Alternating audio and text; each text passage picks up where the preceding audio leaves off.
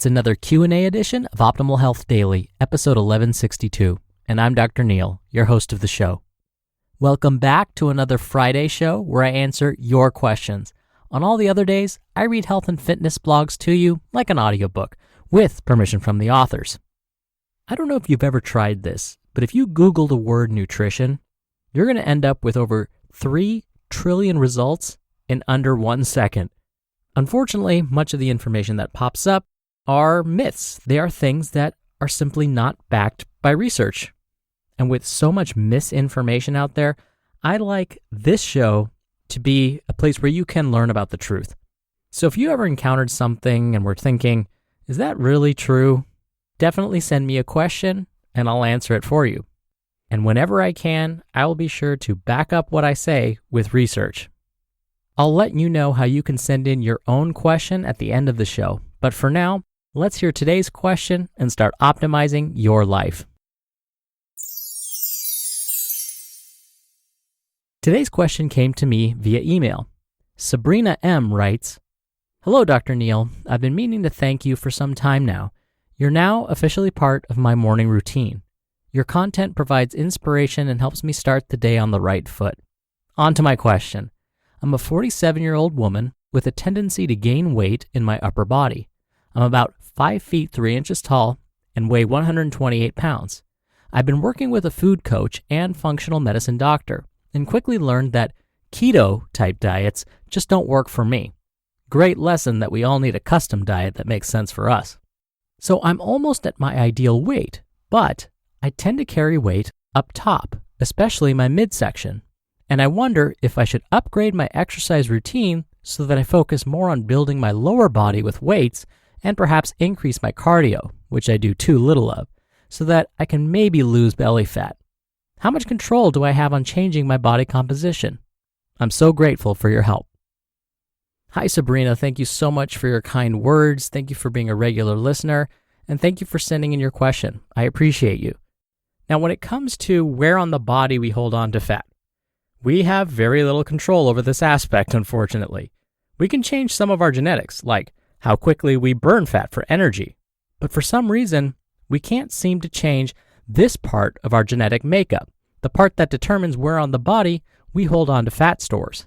So, if your parents were more likely to hold fat around the belly, then that's probably where your body will want to hold on to it. If your parents were more likely to hold on to fat around their hips, then that's where your body will probably prefer to hang on to it. I'll explain. Let's assume that a person's genetics says that they will hold on to more fat around the belly button because that's where their parents' bodies tended to hold on to their fat. As the person lives their life, they may never end up holding on to fat around their abdomen. What's going on? Didn't I just say that that's more likely to happen?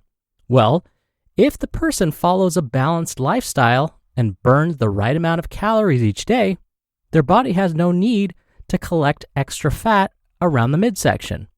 But if the person consumes too many calories, and this continues for years, well, now the body's going to try and convert those extra calories to fat. And given the person's genetics, that fat isn't going to the hips, the arms, or the chest. It's going to the area around the belly button. Now, the same goes for losing body fat. Let's say this same hypothetical person is losing weight. Since their body likes to hold on to fat around the belly button, does that mean their body would like to get rid of the fat around the belly button too? No, quite the opposite. Since the body prefers to hold on to fat around the midsection, it will also prefer to hang on to this fat for as long as possible. Isn't that great news? Listen, I'm one of these individuals. A while ago, between October 31st and January 1st, I gained 8 pounds. Simply put, I put on some holiday weight. Guess where all of that weight went? Right to my belly. When I tried to lose that weight, that was the last part of my body that seemed to want to give up its stores. I feel like I'm still trying to get rid of that last little bit. Anywho, going back to your question, Sabrina, to help shape the body, I would think about mixing up your fitness routine. As you mentioned, incorporating some cardiovascular activity is a great idea.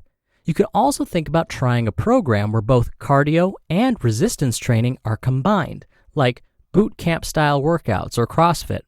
Studies are finding that these forms of high-intensity interval training may help reduce body fat. But in order for them to work, they have to be performed consistently for some time. Think months and years as opposed to days and weeks. And like I always say, if you want any hope of sticking to something, you're probably going to have to enjoy it on some level. Otherwise, you're going to stop. So if you find you don't like boot camp style workouts or CrossFit, try other high-intensity training methods. Now, Sabrina, even though I don't know all of the specifics of your current fitness level, I'm going to still propose a sample weekly workout routine. I would encourage you to discuss this with your doctor to be sure it would suit you and your goals and to see if any adjustments need to be made. Now that disclaimer's out of the way, here it goes. Monday, do 45 to 60 minutes of mild to moderate intensity cardio. Think brisk walking, jogging, bicycling, swimming, rowing, whatever you prefer, all performed at a mild to moderate intensity. Now, an easy way to know whether you're performing exercises at a mild to moderate intensity is you should be able to talk when performing the workout, meaning the workout shouldn't be so difficult that you can't talk because you're breathing so hard. If you can talk, it means you're within that mild to moderate intensity, which is perfect. Tuesday, full body resistance workout.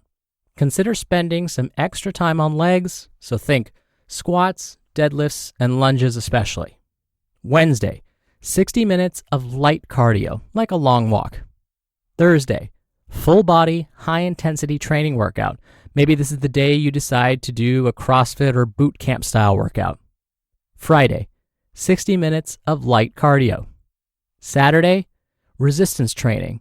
But you could also think about doing yoga or Pilates as a form of resistance training, and those will both incorporate some flexibility training as well.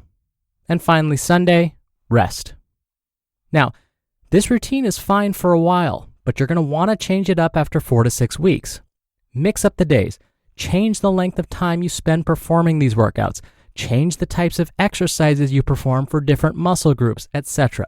Variety is important. If you usually walk for 45 minutes, try jogging for just 15 minutes.